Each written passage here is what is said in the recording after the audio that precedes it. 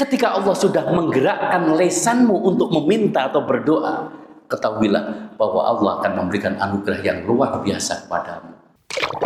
Bismillahirrahmanirrahim.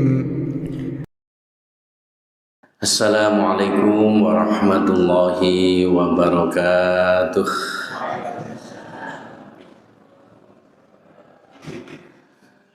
Bapak Ibu, para jamaah rahimakumullah, syukur alhamdulillah, mari kita panjatkan bersama-sama kehadiran Allah Subhanahu wa Ta'ala. Pagi ini adalah pagi yang sangat istimewa, yang berbeda dengan pagi-pagi sebelumnya, karena kita memperingati perjalanan spiritual baginda Rasulullah SAW, Isra dan Mi'raj. Mudah-mudahan kajian pagi ini membawa maslahah bagi kehidupan kita mendatang, dan kita semua selamat bahagia di dunia wa dunya wal akhirah. Amin ya Allah. Pagi-pagi ketemu Pak Bobi, dia sedang membeli sirsak. Pagi-pagi kita bersolawat Nabi, mudah-mudahan kelak mendapatkan syafaat. Allahumma amin. Ke pasar turi membeli gergaji, kemudian disimpan di atas dipan. Setelah kita semua ngaji, insya Allah dilanjutkan dengan sarapan. Biasanya kan ngoten ya. Niki ngenten sarapan ya. Alhamdulillah. Bapak Ibu yang kami hormati, temanya adalah mencari solusi tanpa frustasi. Saya ingin mengawali dengan menyampaikan satu perjalanan seorang sahabat namanya Rabi'ah bin Ka'ab. Rabi'ah bin Ka'ab ini termasuk salah seorang sahabat yang dikenal dengan Ahlus Suffah. Siapa Ahlus Suffah itu? Adalah sahabat-sahabat yang umumnya tergolong fuqara wal masakin, hidupnya membuat tenda-tenda di empernya Masjid Nabawi. Mereka tidak punya rumah dan umumnya tidak berumah tangga. Makan sehari-harinya juga atas bantuan sahabat-sahabat lain, terutama dari baginda Rasulullah SAW. Mereka sengaja menempati empernya Masjid Nabawi karena ingin dekat dengan baginda Rasulullah SAW.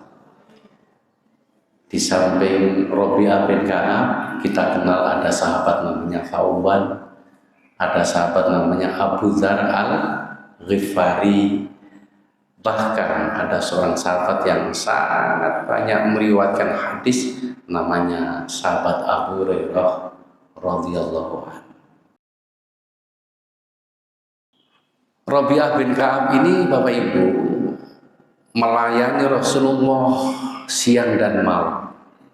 Bahkan dalam riwayat disebutkan, karena takut kalau sewaktu-waktu dipanggil Rasulullah di malam hari, beliau sampai tidur di depan pintu Rasulullah SAW, yang selalu menyiapkan air wudhunya saat bangun malam Rasulullah, ya sahabat Rabi'ah bin Ka'ab. Suatu ketika Rasulullah menemui Rabi'ah bin Ka'ab dengan mengatakan begini, "Wahai Rabi'ah, sudah sekian lama kamu mengabdi, melayaniku, berkhidmat kepadaku. Mintalah sesuatu kepadaku, akan aku kabulkan." Cara wong Jawa niku Rasulullah kepingin balas kebaikannya, ya, ditarik pek njaluk apa wae saiki sakarepmu, aku kabulkan.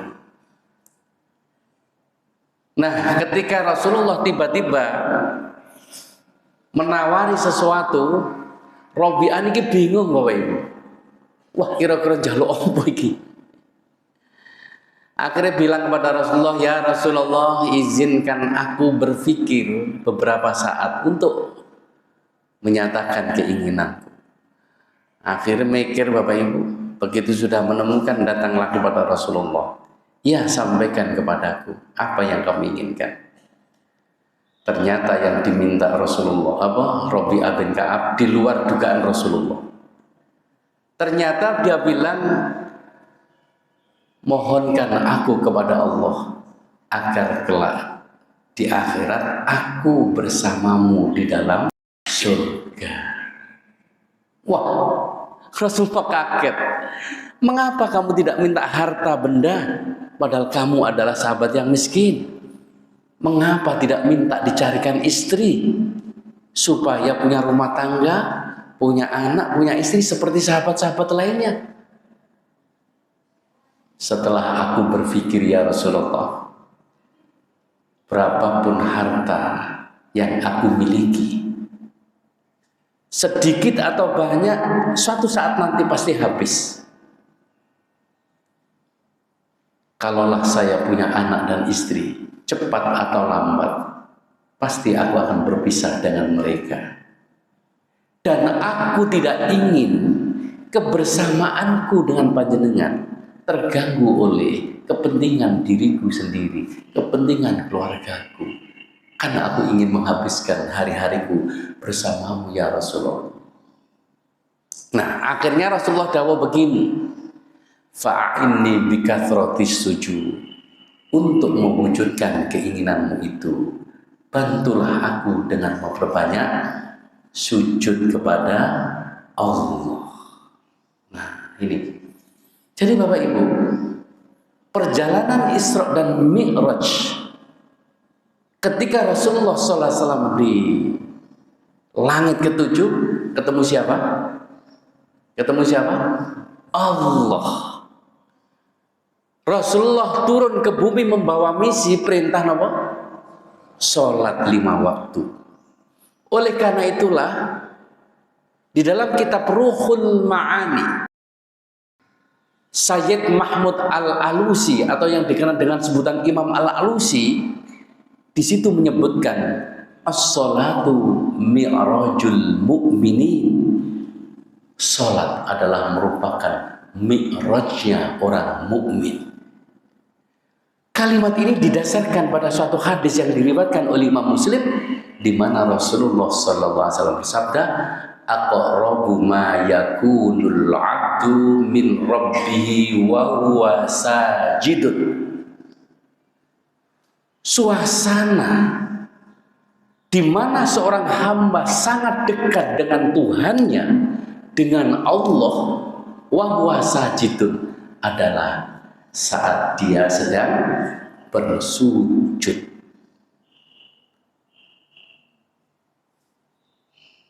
Fa'akhiru doa, kata Nabi. Karena itu, di saat kita sedang sujud, perbanyaklah doa. Bapak Ibu,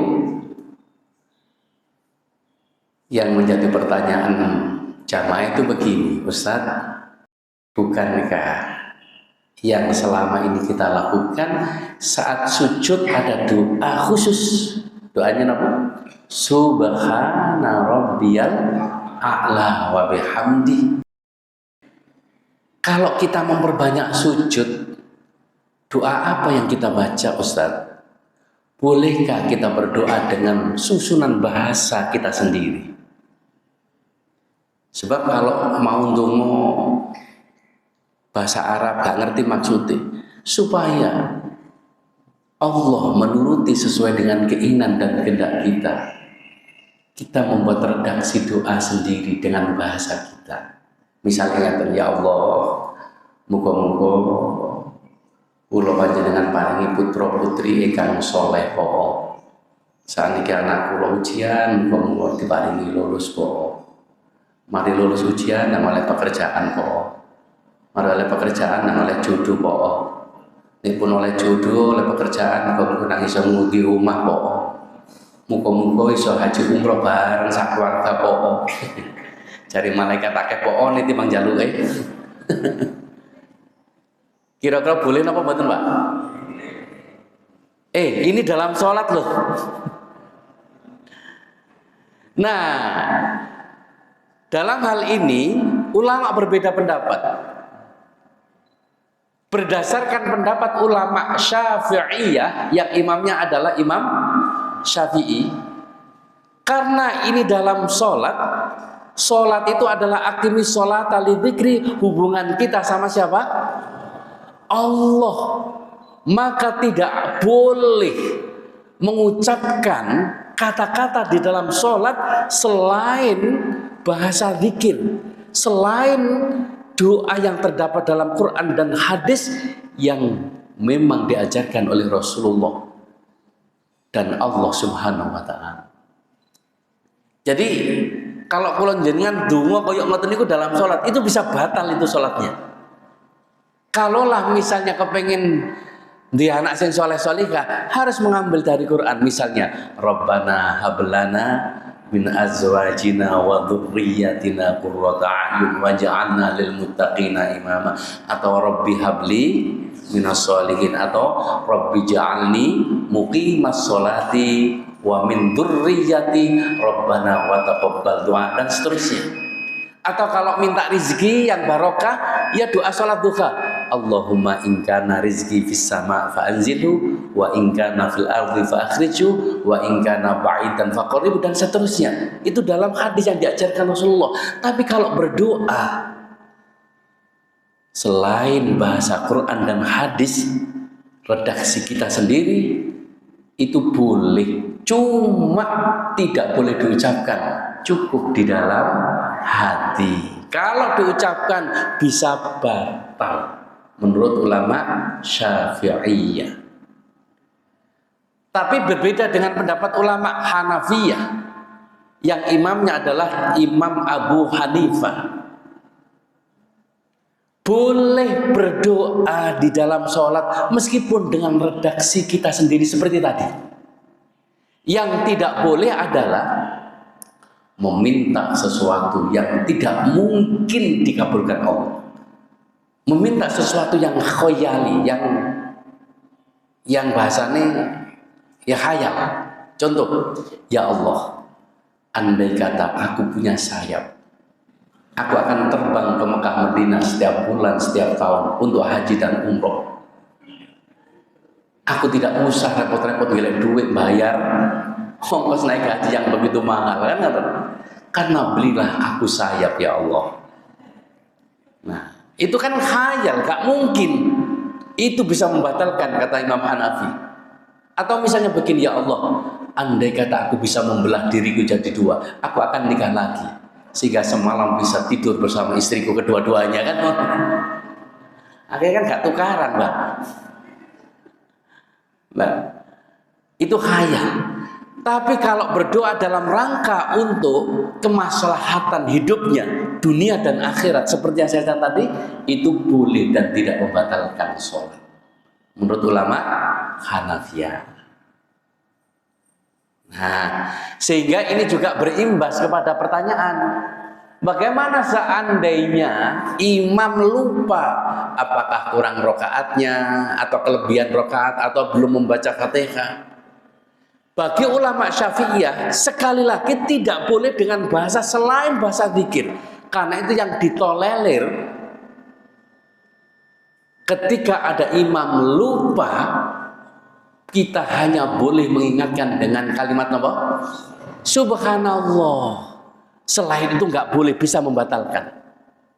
Nah, cuma pertanyaannya, nek wis dikei subhanallah bolak-balik tapi gak nyaut, mau jenenge wong lali, nggih napa mboten? Loh, ini bisa terjadi Bapak Ibu yang kami hormati. Seperti itu jemur niku nate enten peristiwa ngeten. Dilalah pas jadwal tarawih imame mboten dugi, akhirnya mbah sing sepuh niku Sing tukang imam rawatib itu langsung maju. Lah tarawih di Jember itu umumnya adalah 20, nek 20 biasanya rodok cepet. Surat yang pertama mesti Al-Hakumut, surat terakhir Tabat kan, atau berarti sudah 10. Dilalah waktu takbir kesusu mungkin. Lali gak mau coba Fatihah. Allahu Akbar langsung. Bismillahirrahmanirrahim. Alhaakumut takatsur. Jamaah spontan. Subhanallah. Ngoten. Batine bae mungkin kecepatan. Akhirnya diulang kembali. Bismillahirrahmanirrahim. Alhaakumut takatsur. Jamaah mengikuti. Subhanallah. Jadi ritmenya menyesuaikan. Dadak suwe meneng akhirnya noleh. Aku lo salah opo jare. Gorong Fatihah, Mbak.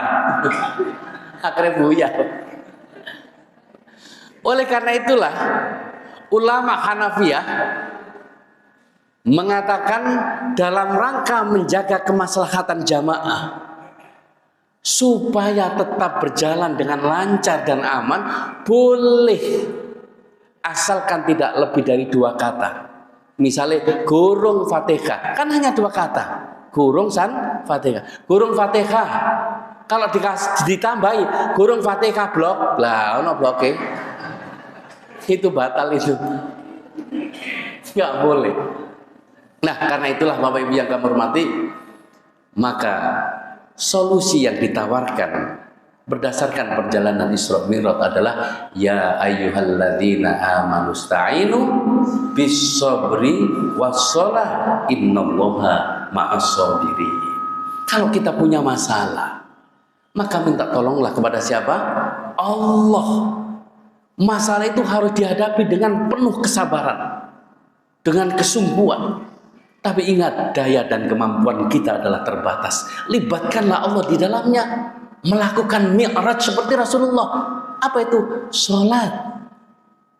Kalau sudah kita lakukan sholat dengan banyak doa, innallaha ma'as-sabirin. Allah akan membersamai kita. Allah yang akan mengambil alih urusan kita. Bukan kita yang menyelesaikan, tapi Gusti Allah. Tidak ada yang tidak mungkin bagi Allah, Bapak Ibu yang kami hormati. Jangan sampai kita membuat sesuatu yang lantas berantakan semua. Ini saya mencatat banyak orang di Indonesia yang frustasi, bahkan kemudian bunuh diri, bahkan rela membunuh orang terdekatnya. Ini terjadi pada April 2025. Seorang suami berinisial AR 44 tahun membunuh istrinya dan pria selingkuhannya. Nah, saking kalapnya langsung dibunuh. Pelaku kalap setelah mengetahui istrinya berselingkuh dan tinggal bersama selingkuhannya. Kemudian di Serang, Banten, itu pada bulan Juni tahun 2005, namanya Wadison membunuh istrinya di rumah mereka. Awalnya direkayasa, seolah-olah terjadi perampokan. Ternyata terungkap masalahnya adalah cemburu. Begitu pula di Bekasi. Ada seorang pemuda yang jasadnya dibuang di area tempat pemakaman umum karena masalah hutang piutang. Kan luar biasa Indonesia ini. Persoalan-persoalan itu bisa terjadi pembunuhan. Dan juga yang membuat miris Bapak Ibu terjadi di Medan, Sumatera Utara. Seorang anak 12 tahun membunuh siapa? Loh, coba ibunya sendiri Bapak Ibu. Apa yang menjadi persoalan? Ternyata anak ini normal, anak ini cerdas, pintar, tidak mengalami gangguan jiwa. Karena waktu diinterogasi itu didampingi oleh ahli psikolog. Bapak Ibu, ternyata di antara penyebabnya adalah ibunya ini usia 42 tahun, temperamental. Jadi kalau ada persoalan di rumah sering ngaplok senubit, bahkan ngancam. Kalau sudah ngancam itu membawa pisau. Bukan hanya dia, tapi kakak-kakaknya, bahkan ayahnya pun kalau ibunya sudah marah nggak berani. Makanya sampai ada film suami-suami takut istrinya. Itu ya kayak ini barang. Nah, dilalah anak ini punya kesenangan melihat game online. Jadi yang seringkali kekerasan dipengaruhi oleh itu. Dilalah game online-nya yang itu menjadi klimaknya dihapus oleh ibunya. Wah, itulah yang kemudian membuat dia marah. Akhirnya ibunya dibunuh dan ditusuk berkali-kali. Nah, karena itu saya teringat ketika ada seorang ibu yang menggendong anaknya. Kemudian Rasulullah SAW melihat anak ini lucu, ingin menggendongnya. Ditimang-timang Rasulullah, ternyata kemudian anak ini pipis di jubah Rasulullah SAW. Nah, saat itulah ibunya marah, Bapak Ibu. Kemudian anaknya diambil dengan kasar. Rasulullah kemudian bilang, hati-hati sikapmu dengan anakmu yang masih kecil. Pipis yang ada di jubahku sangat mudah disucikan dan dibersihkan, cukup diguyur dengan air. Tapi sifat kasarmu itu akan sulit dihapuskan dari hati dan pikiran anakmu, akan membekas sampai nanti dewasa. Oleh karena itulah kemudian Rasulullah SAW dawuh, al-irku dassas, gen sifat pembawaan seorang ibu kepada anaknya itu sangat berpengaruh terhadap perkembangan kejiwaan saat nanti dewasa. Karena itu ada ungkapan al-ummahat madrasatul ula. Ibu adalah merupakan madrasah yang pertama, sekolah pertama bagi anak-anaknya. Oleh karena itulah Bapak Ibu yang Allah hormati, sekali lagi di saat kita sedang punya masalah, jangan lupa untuk selalu berdoa dan melibatkan Allah dengan memperbanyak sholat. Hatikan resah juga gelisah, jikalau hidup tidak ibadah. Tanamkan cinta pada yang esa dan juga rindu pada Rasulnya. Ini peringatan untuk mengakhiri kayaknya. Halo? Masih bisa dilanjut? Ayo sama-sama. Allahul si bareng. Kafi qasadnal kafi wajadnal kafi likullin kafi kafanal kafi wa ni'mal kafi alhamdulillah. Banyak burung di tengah sawah, terbang melayang berkicau ria. Jika hati sedang gelisah, baca sholawat jadi obatnya. Sholatullah salamullah ala toha rasulillah. Sholatullah salamullah ala yasin habibillah. Bapak Ibu, ketika kita sudah melibatkan Allah, Allah sudah janji ud'uni astajib lakum, pasti dikabulkan. Cuma dawuh Syekh Ibnu Athaillah begini, la yakun ta'akhuru amadil ata ma'il hafid du'a mujiban liyasika fahuwa dhamina lakal ijabah. Jangan sampai tertundanya pemberian Allah kepadamu sementara kamu sudah sungguh-sungguh berdoa, menyebabkan kamu putus asa. Padahal Allah sudah janji menjamin doamu pasti dikabulkan Allah. Cuma fima yakhtaruhu laka la fima takhtaru li nafsika. Apa yang terbaik yang tidak diberikan kepadamu itu bukan atas kehendak dan pilihanmu sendiri, tapi atas kehendak dan pilihannya siapa? Allah. Wa fil waqtil ladzi yuridu la fil waqtil ladzi turidu. Adapun kapan waktu dikabulkannya itu juga waktu tergantung pilihan Allah, bukan waktu yang ditentukan oleh kehendakmu sendiri. Nek kula jenengan karepe sak nyet. Nggih napa mboten? Coba sekarang saya buat perbandingan. Nek ana wong amen kepengin dikei dhuwit kan nggih? Biasane lek langsung dikei padahal gurung tutup oleh nyanyi. Iku dikei kathah napa recehan? Halo? Dikei 5.000 10.000 apa recehan? Pasti recehan karena panjenengan tidak ingin mendengarkan. Langsung dikei kan langsung ngalih ya. Dan nyanyi ini gak mungkin ditutup no. Gimana betul? Tapi ketika jenengan mendengar ada seorang pengamen lagune bagus apalagi sholawat, loh kok aneh iki mas, lagi-lagi mas. Akhirnya kemudian jenengan menarik lagi, akhirnya dikumpul anak-anaknya, dikongkon mana, kira-kira recehan apa tambah. Ketika kita berdoa dan melantunkan kalimat-kalimat saja dengan memuji Allah, Allah senang untuk mendengarkannya sehingga tidak langsung dikasih. Allah masih ingin mendengarkan rintian dan pujian-pujian kepadanya. Nek Gusti Allah sudah menunda, berarti Allah akan memberikan yang lebih baik daripada yang kita minta. Oleh karena itulah kemudian Syekh Ibnu Athaillah mengatakan, mata atlaqallahu lisanaka bittalab fa'lam annahu yuridu ayyu'tika. Ketika Allah sudah menggerakkan lesanmu untuk meminta atau berdoa, ketahuilah bahwa Allah akan memberikan anugerah yang luar biasa kepadamu. Jadi jangan diharap Bapak Ibu. Ketika kula jenengan punya hajat, punya sesuatu, nggak rajin tahajud, nggak rajin riyadhah, nggak rajin doa, maka Allah akan melupakan kita. Karena hakikatnya kita hadir di sini itu adalah atas kehendak siapa?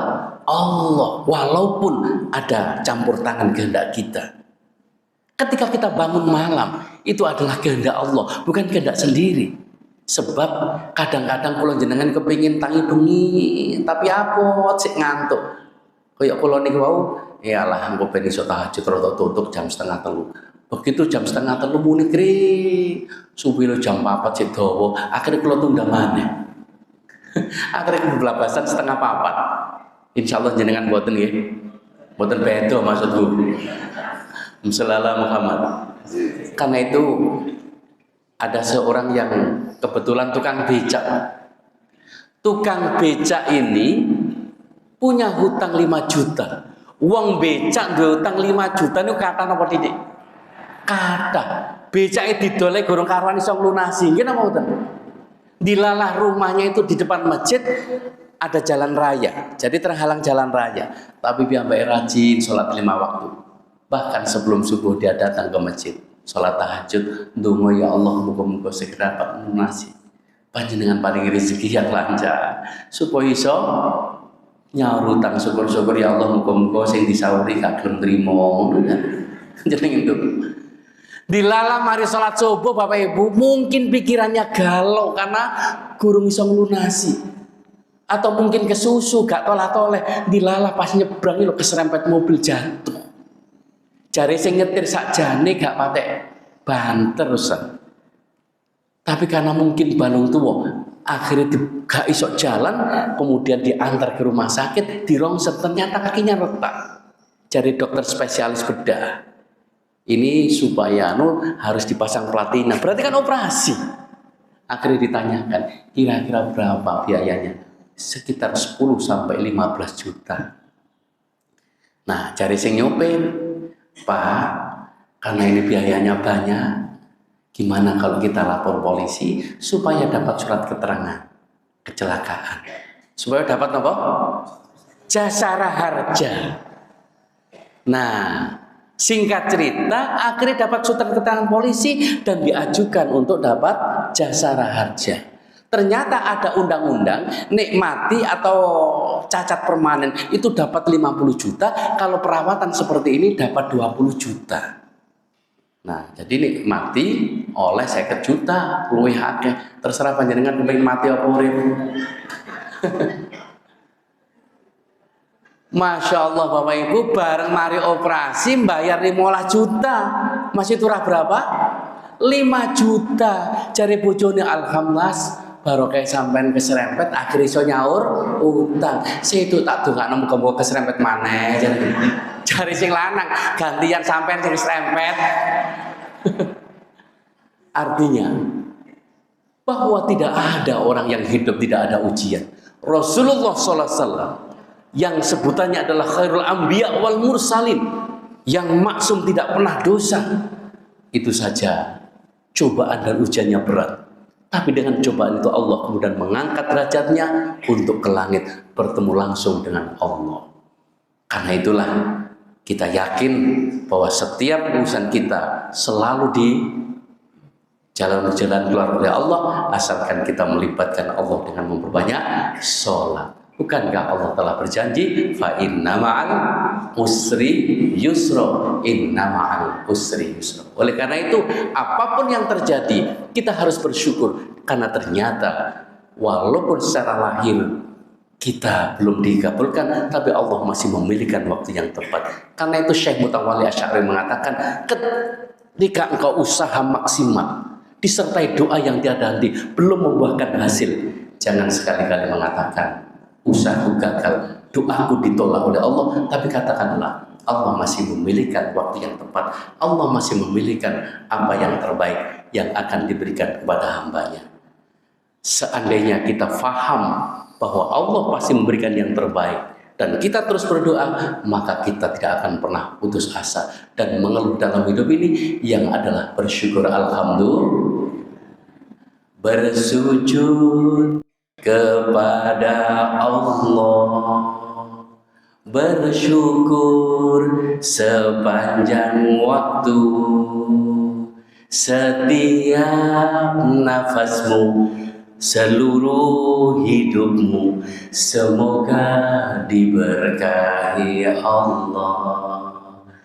Bersabar taat pada Allah, menjaga keikhlasannya, setiap langkahmu, seluruh hidupmu, semoga dirahmati Allah. Tambah turu kabeh. Ayo sama-sama. Alhamdulillah wa syukurillah, bersyukur padamu ya Allah. Kau jadikan kami saudara, indah dalam kebersamaan. Sekali lagi, alhamdulillah wa syukurillah, bersyukur padamu ya Allah. Kau jadikan kami saudara, indah dalam kebersamaan. Saya kira demikian. Mudah-mudahan kajian kita ini dirahmati dan diberkahi Allah, dan kita dapat ilmu yang manfaat barokah, dan kita menjadi saudara yang kelak diketemukan lagi di surganya Allah bersama baginda Rasulullah SAW. Kita akhiri dengan bacaan hamdalah. Alhamdulillahirabbil alamin. Subhanakallahumma wa bihamdika asyhadu an la ilaha illa anta astaghfiruka wa atubu ilaik. Akhirnya anak sekolah mengarang esai cerita tentang burung pelikan. Karena acara sudah selesai, selanjutnya kita makan. Assalamualaikum warahmatullahi wabarakatuh. Musalala Muhammad.